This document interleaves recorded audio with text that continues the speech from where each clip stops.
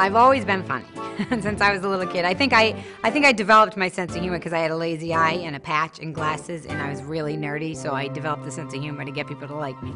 And I've always wanted to do stand-up, and I was terrified to do it. And I went to UMass Boston for theater.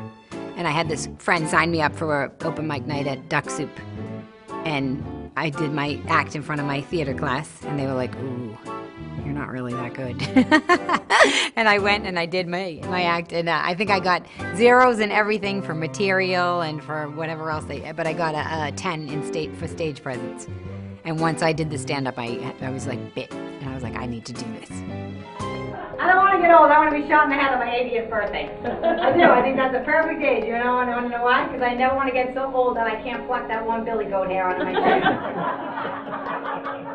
You know what I'm talking about. It's either here on your chin or on your cheek. It's like one of those wires from the SOS pad. It's like just one little, it's just like exactly. You don't even notice it till like halfway through a conversation. You look out of the corner of your eye. I had a sitcom named after myself. It was called Costello. I wanted to continue on with what I was trying to do with the sitcom, so I sat down and I said, let me write this one-person show. The name that I've settled on is minus 32 million words because I read an article in the New York Times. It said poor kids had 32 million less words than rich kids. And when I read that, I thought, oh, that makes sense why we used to swear all the time and why we would use racist terms and why we only use short, like curt, nasty words because we didn't know how to express ourselves. And so it really struck me as like, that doesn't seem fair. Because I always used to say, why don't we love each other?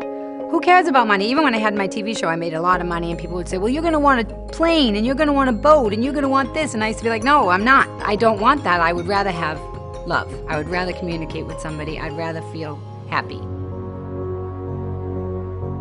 I wanted to write a show that mimicked life. And sometimes you can be laughing really, really hard, and something tragic happens out of nowhere, and you have to deal with it. But then after a while, the tragedy, no matter how tragic it is, it lifts. And I always say, and I even said it to my friend this weekend, I said, why? Why do we all keep going? And she was like, I don't know why. And I'm like, because that's the part of the line in the show where I think that hope is always stronger than fear, because why would we? And so that's what the whole show is about, like no matter what happened. And I show all of the good, the bad, the ugly that happened to me. And the question is like, well, why did I keep going? And why do I keep trying to change as a person and, you know, make my life a little better? I wrote the show so that people would come into a theater, a dark theater, and be able to feel feelings that they've never allowed themselves to feel. And part of me was terrified that they were going to be like, don't ever do that again. But they're not. They love it.